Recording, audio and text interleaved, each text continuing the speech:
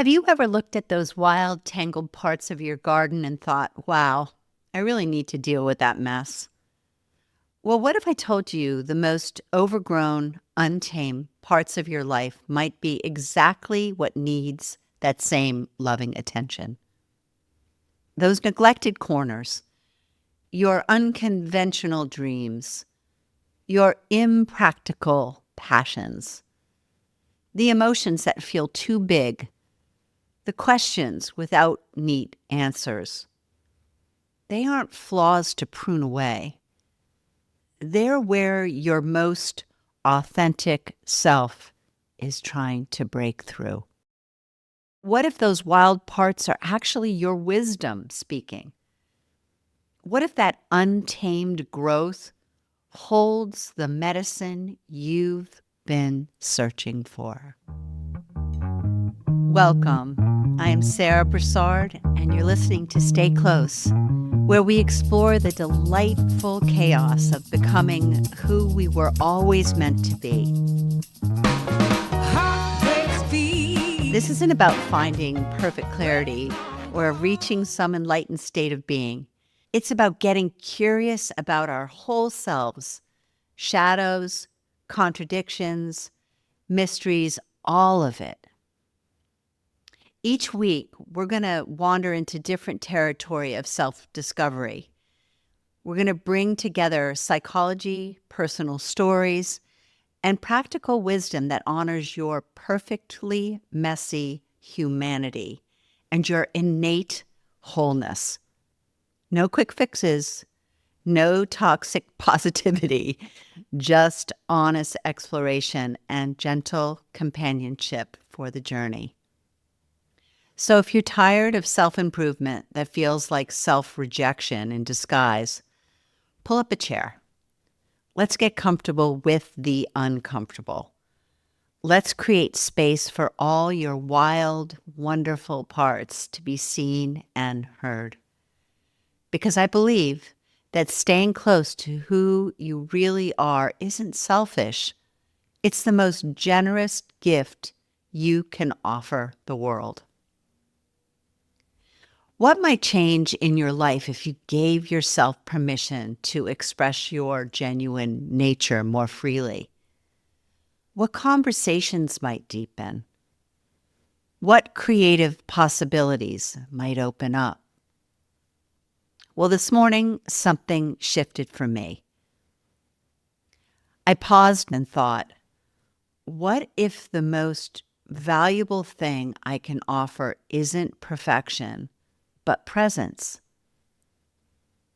What if showing up exactly as I am, thoughts unfiltered, heart open, is precisely what creates my authentic connection to others? I'm sitting with you now in this unpolished moment of truth, and I've discovered something almost rebellious. When we drop the exhausting performance of having it all together, something electric happens. There's a current of energy that flows when perfectionism isn't blocking the channel. I've witnessed this transformation across every area of my life lately. What are the teachings that resonate most with my students? Never the ones where I've rehearsed every single word. The writing that generates the most responses? Never the pieces I've edited 20 times.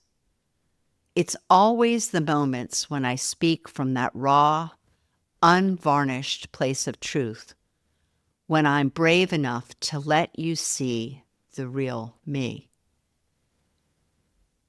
What might bloom in your world if you stopped polishing and started revealing? What relationships might transform if you traded perfectionism for presence? What dormant gifts awaken if you finally gave yourself permission to be gloriously imperfect? I've noticed this transformation in my conversations, my teachings, and even my writing. The moments when my words resonate most with others are rarely when I've crafted and polished each sentence to perfection. They're when I'm speaking from a place of truth, listening to my intuition, and allowing my natural voice to come through. What might change in your life if you gave yourself permission to express your genuine nature more freely? What conversations might deepen? What creative possibilities might open up for you? Let's talk about gardens again, not the Instagram perfect ones. I'm talking about the real ones, the ones with weeds pushing through the pavers and roses growing alongside dandelions. Our inner lives are just like that, overgrown in places with thorns and wild, jungly energy that occasionally needs attention. But here's the real secret. When we prune what no longer serves us, behaviors, attitudes, opinions, we give our best. We make room for the best. And this is when magic happens. Suddenly there's room for joy that makes you want to dance in your kitchen. I am a fan of that. There's space for that confident energy that has you speaking up in meetings. There's permission to be your true, unvarnished self and not really give a flying fuck what anybody else thinks. And the absolutely beautiful thing, when we create that space inside ourselves, we can finally offer the world our authentic, glorious self. There's this magnificent reciprocity that happens. We give our best, and somehow, miraculously, the world responds in kind. Let me ask you something. How many hours of your precious life have you spent trying to get everything just right? I don't even want to add those numbers up for my life. The perfect email response, the flawless presentation, the immaculate house before friends come over. Boy, you can tell what gets me because that's what I've written here. All of them I could tick off. I spent decades trapped in the perfection hamster wheel, always polishing, rehearsing, overthinking every little thing. And you know what? It was exhausting me. All that energy spent trying to be someone I thought I should be rather than enjoying who I already am. Want to know the most liberating secret I've discovered? Perfection is a mythical creature. It doesn't exist. What if instead of chasing perfection, we chased authenticity? What if instead of getting it right, we focused on making it real? Last night, my wonderful Illuminate Within community gathered. This is a magnificent group of women who found each other during the pandemic through my program, Tribe Inside. We've created this beautiful ritual where we meet twice a month and have done for the last 5 or 6 years, sharing the messy, glorious parts of our lives. I found Illuminate Within because I believe we're all searching for the same thing, a way to live truthfully, to honor the raw, beautiful mess of being human, and share it with a sisterhood that was on the same path of learning. Each person arrives with their own story, their own struggles, and their own triumphs. And yet, here we all are, drawn by a common calling, a desire to live more authentically, to examine our lives with courage and compassion. The ancient Greeks inscribed "Know thyself" on the Temple of Delphi because they recognized that self-knowledge is the foundation of wisdom. Socrates famously declared that the unexamined life is not worth living. These weren't just philosophical platitudes. They were invitations to the most important journey we can undertake, the journey inward. That's what our community is all about.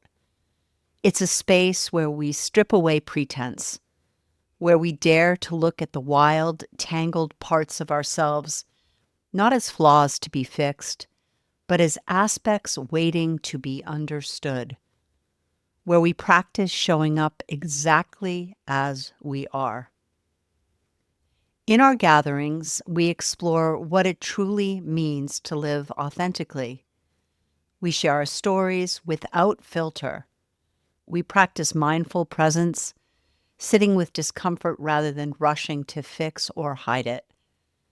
We learn to recognize the difference between the voice of society's expectations and the quiet wisdom of our own hearts.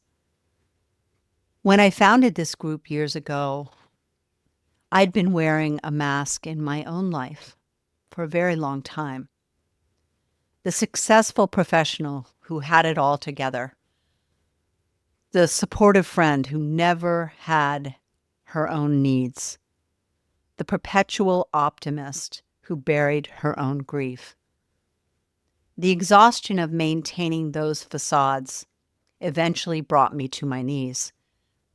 And in that surrender, I found something precious, the courage to be real.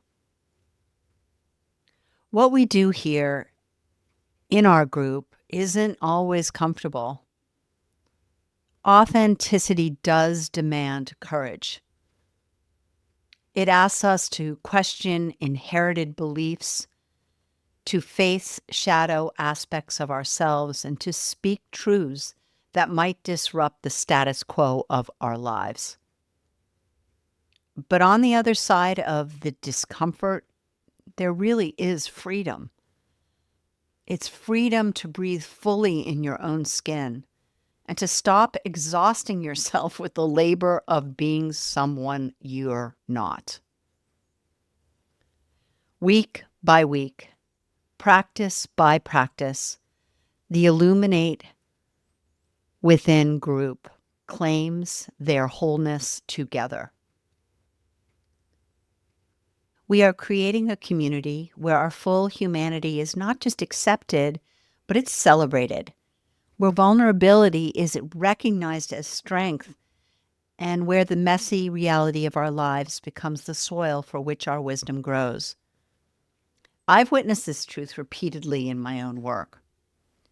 The genuine, unpolished conversations create the deepest resonance. The unplanned moments of vulnerability forge the strongest bonds. The unpremeditated acts of kindness leave the most enduring imprints. Think about the times in your own life when someone's authentic disclosure, perhaps shared with trembling voice or tearful eyes, touched you more deeply than any eloquent speech. The rawness carries a magnetic power that no amount of perfection can match. Which brings me to the question I keep returning to. What meaningful impact might you create when you operate from your authentic core rather than your curated surface? What becomes possible when you trust your unedited instincts rather than your polished performance? Imagine the relationships you could build, the creative work you could produce, the difference you could make if you stopped filtering everything through the lens of, is this good enough? Or will they approve? And instead asked, is this true? And does this matter? Now let's get practical. Those little irritations that cause strong reactions, the forgotten toothpaste cap or the socks on the floor. These aren't trivial annoyances. They're doorways to self-understanding. These triggers reveal essential information about ourselves, illuminating the tender spots where our past experiences have left their mark. When something small creates an intense response, try this simple experiment. Pause completely, even when every fiber in your being pushes you to react. Feel the urgency of that impulse, but don't surrender to it. This space, this sacred pause, is where your freedom begins. Ask yourself, what's happening underneath this emotion? Notice where you physically feel this reaction. Is it a tightness in your chest? A heat rising up your neck? A hollowness in your stomach? Your body holds wisdom your conscious mind has not yet translated. This is why I continually say, please remember, the body is the truth teller. Take 3 full intentional breaths to center yourself. Not shallow, hurried breaths, but deep inhalations that expand your rib cage and slow exhalations that ground you in the present moment. Then become curious instead of critical. Observe your own experience as if it were a compassionate scientist studying a fascinating phenomenon rather than a judge delivering a verdict. During my training with Martha Beck, I learned about cognitive fusion, those thought patterns that wrap around us so tightly we can't distinguish ourselves from them. When we blame others for our reaction, we give away our own agency.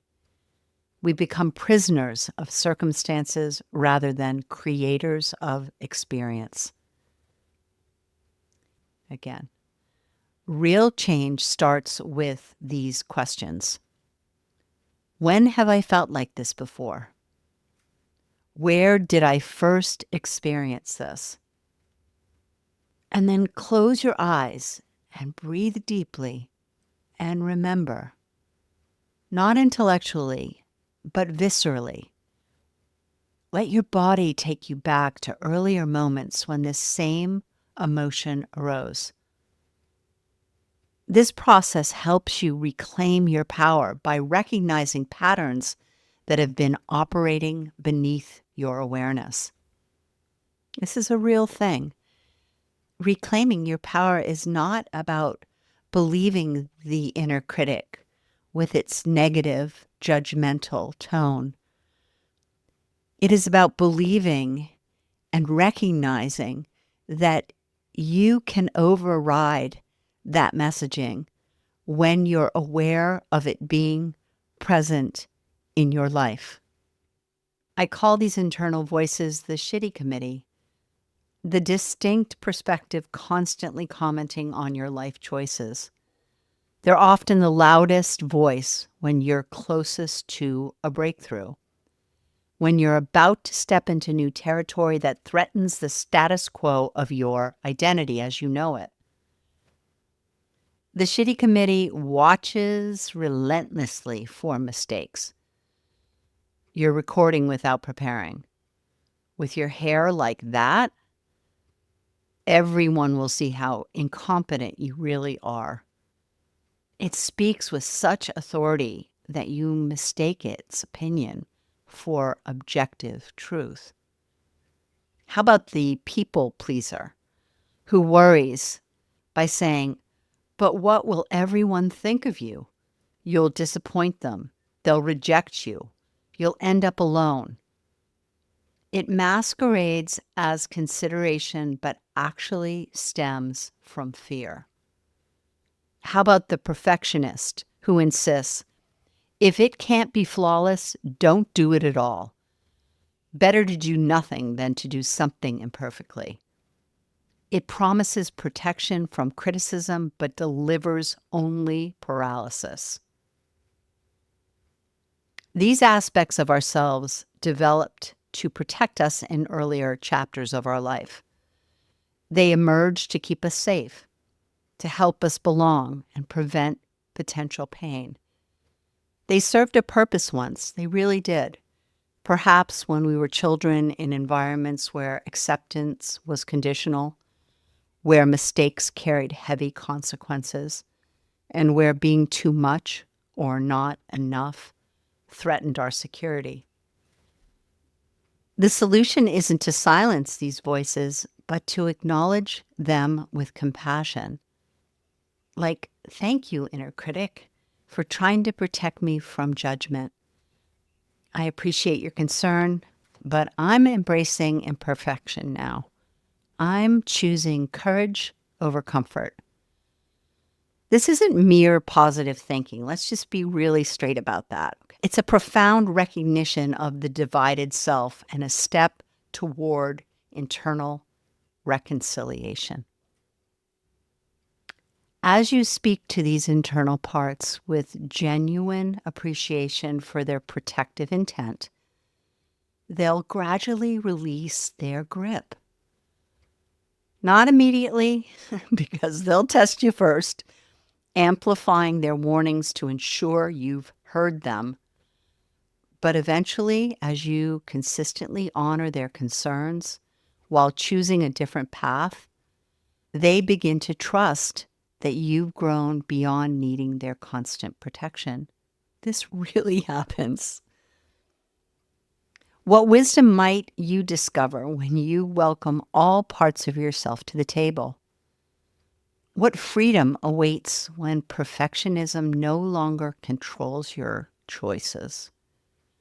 What beauty might emerge when you allow yourself to be fully seen, messy, contradictory, works in progress that we all are? This is the territory we explore together at Illuminate Within. The raw, unfiltered truth of our humanity. The courage to examine our lives without flinching, and the remarkable transformation that occurs when we dare to live authentically. I've dedicated decades to personal growth work and have guided others through their transformations nearly as long. And my most liberating realization after all this time, this work requires huge courage. It invites you to examine the expectations you've carried through your life, not as abstract concepts, but as tangible weights that shape your every movement.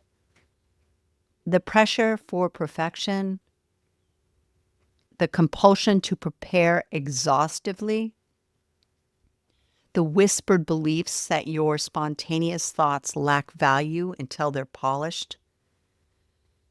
These burdens accumulate silently until they become so familiar that you forget you're carrying them at all.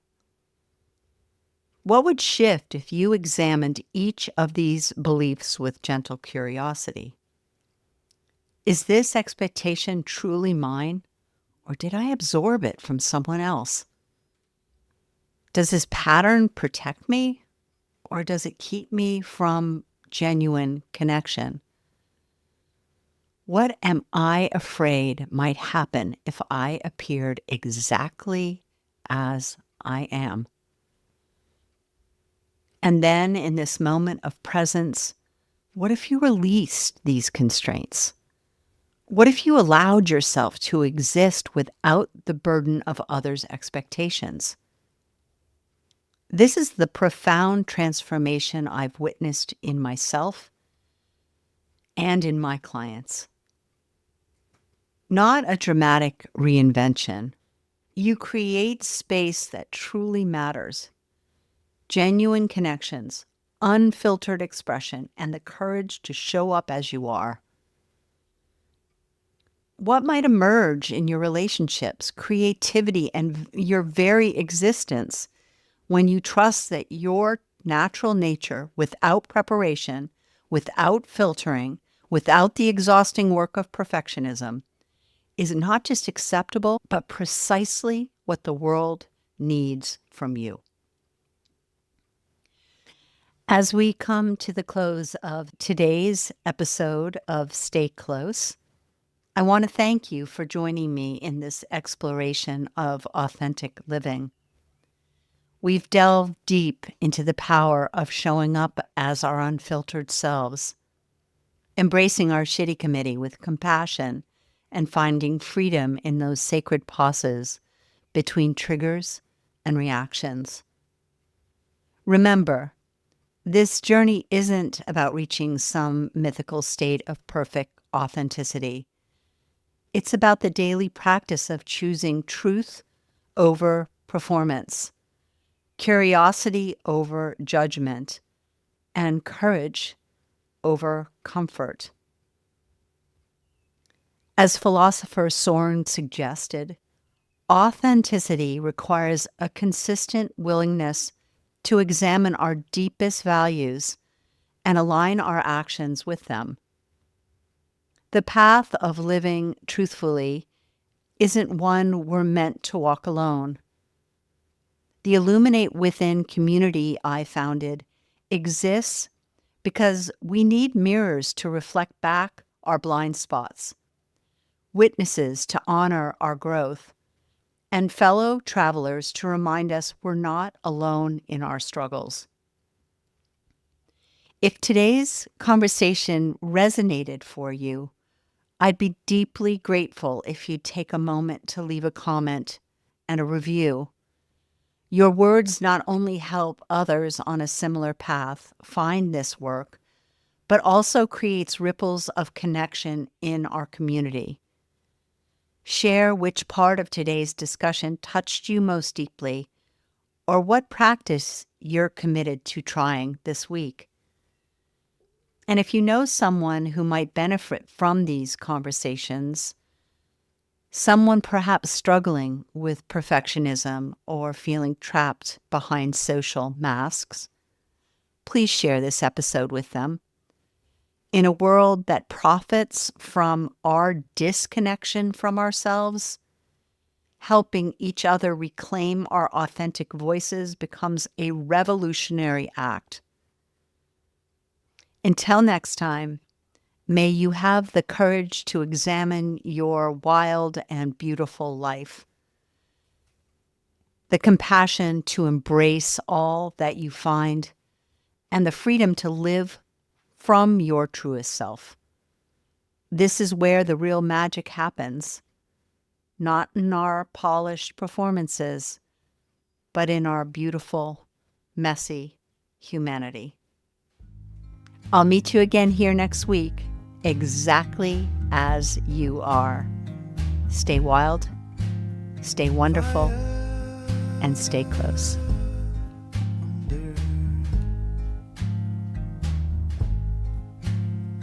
Feet,